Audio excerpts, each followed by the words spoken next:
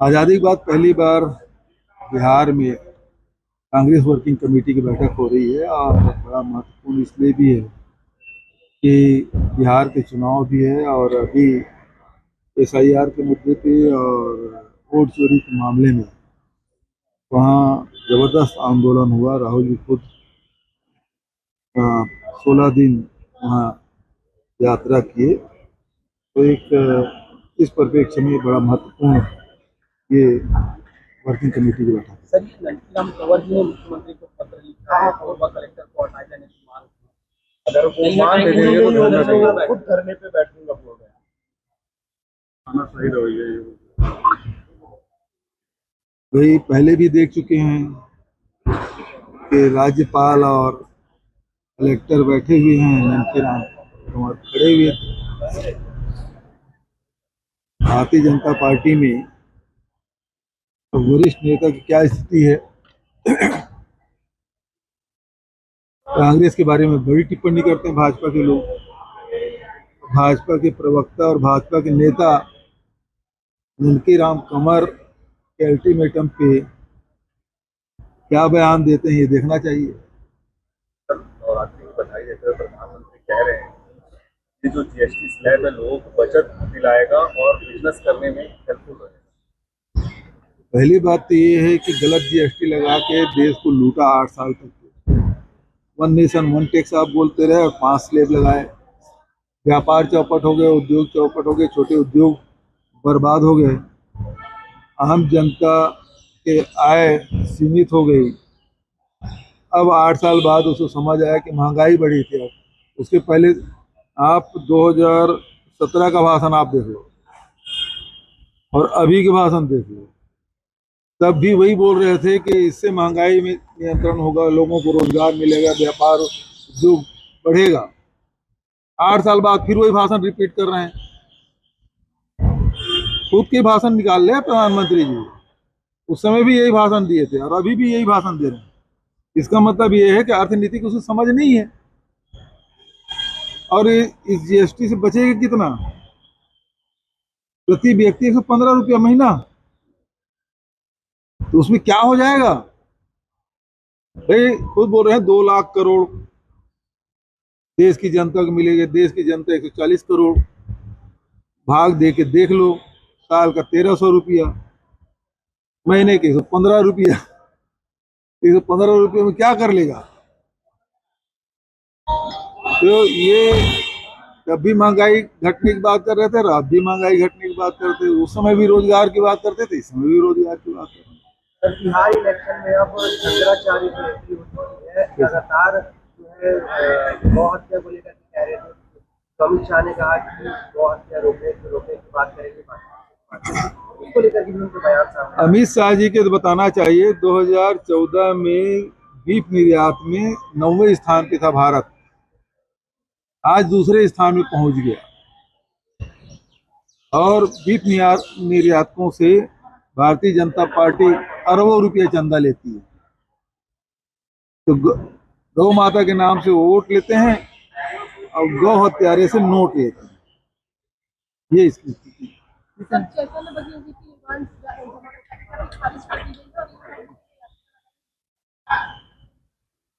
न्यायालयीन प्रक्रिया है, इनके पास कोई मुद्दा नहीं है ना।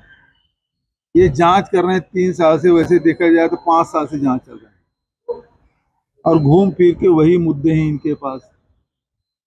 वही ईडी पहले जांच करेगी, फिर ईओडब्ल्यू जांच करेगी, फिर पहले ईओडब्ल्यू जांच करेगी, फिर उसे मुद्दे ईडी जांच करेगी। कुल मिला के लोगों को परेशान करना, बदनाम करना, इसके अलावा इनके पास कुछ है ही नहीं। सवाल इस बात का है, आप कहते हैं भ्रष्टाचार हुआ, होलोग्राम नकली पाया गया, तो नकली अब मिल रहा है गांव गांव में, शहरों में। क्या कार्रवाई कर रही है ईडी और ईओडब्ल्यू? दूसरी बात है कि नकली होलोग्राम फैक्ट्री में लगाया गया, मैं शुरू से कह रहा हूँ फैक्ट्री में लगाया गया, तो भाई फैक्ट्री मालिक को उसके खिलाफ क्या कार्रवाई की हो? तीसरी बात, नुकसान हुआ है राज्य सरकार को, तो क्षतिपूर्ति के लिए क्या कार्रवाई की हो? और नकली होलोग्राम वाले के पूरा पेमेंट क्यों कर दिए राज्य सरकार ने?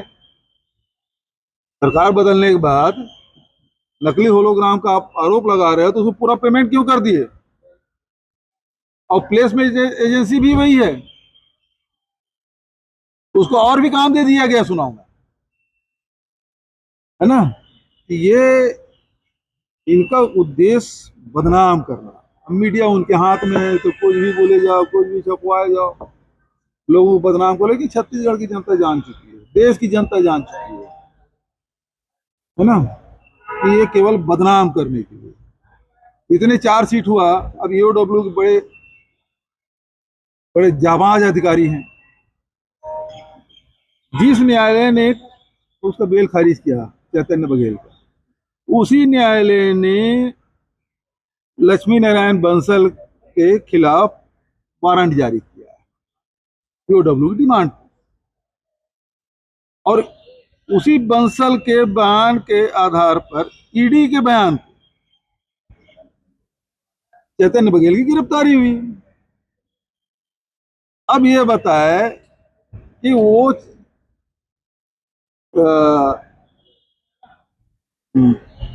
लक्ष्मी नारायण बंसल महीनों से खुले में घूम कैसे रहे? वो ईडी कार्यालय जरूर जा रहा बयान देने, लेकिन छत्तीसगढ़ की पुलिस पकड़ नहीं पा रही है। सब देख रहे हैं उस घर में आराम से पूरे परिवार के साथ। इसका मतलब ये है कि आप ईओडब्ल्यू के माध्यम से आपने दबाव बनाने के लिए उसकी गिरफ्तारी वारंट जारी किए, लेकिन वो कोर्ट से है तो कोर्ट से खारिज हो नहीं सकता, वो निरस्त नहीं हो सकता।